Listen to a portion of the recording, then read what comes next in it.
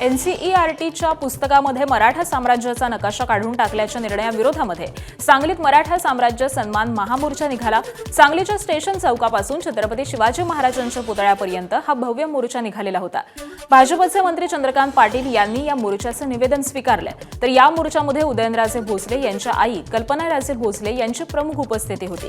याशिवाय प्रतापराव गुजर यांचे वंशज, बाजीप्रभू देशपांडे यांचे वंशज, हंबीरराव मोहिते यांचे वंशज यांच्यासह स्वराज्यासाठी बलिदान दिलेल्या अनेक शूरवीरांचे वंशज या मोर्चामध्ये सहभागी झाले होते।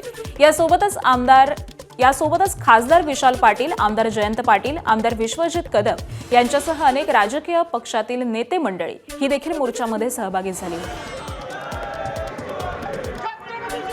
राजपूतांचं राज्य त्यांनी आग्रह केला म्हणून आमचं राज्य नकाशावरचं 200 वर्षापूर्वीचं 150 वर्षापूर्वीचं कमी करण्यासाठी एनसीईआरटी असं धाडस करत असेल।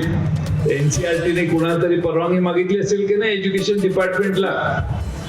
एनसीईआरटीच्या नावानं ओरडण्याची गरज नाही, एनसीईआरटीला ओरडलंच पाहिजे। एनसीईआरटीने एज्युकेशन डिपार्टमेंटला ऑफिशियली विचारलं असेल की अशी मागणी येते, आम्ही काय करू?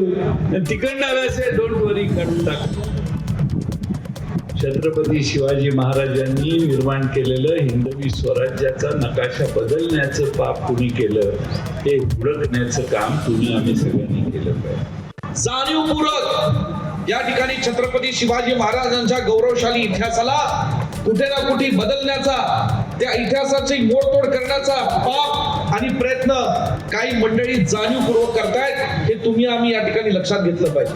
छत्रपती शिवरायांच्या पासून फुले शाहू आंबेडकर यांनी जे आपलं संविधान दिलं, लोकशाहीची ताकद ही या ठिकाणी प्रजा म्हणून आपल्या सर्वांच्या हातात आहे आणि या ताकदीच्या बळावर आपण ठरवू शकतो। जर आपण सगळे एक आलो, एकजुटीने राहिलो, सगळ्यांना सोबत ठेवलं, तर आपण कुणाची हिंमत होणार नाही पुन्हा असं कृत्य करण्याचा करता। उदयनराजेंनी हा एनसीईआरटीचा मुद्दा अतिशय गांभीर्याने घेतलेला आहे आणि ते दिल्ली दरबारी मांडणार आहेत आणि आमची अपेक्षा आहे की गव्हर्नमेंटने देखील हा मुद्दा सिरियसली घ्यावा आणि असल्या लोकांना अशी चपराक देण्यात यावी की परत कोणी धाडस करू शकत नाही।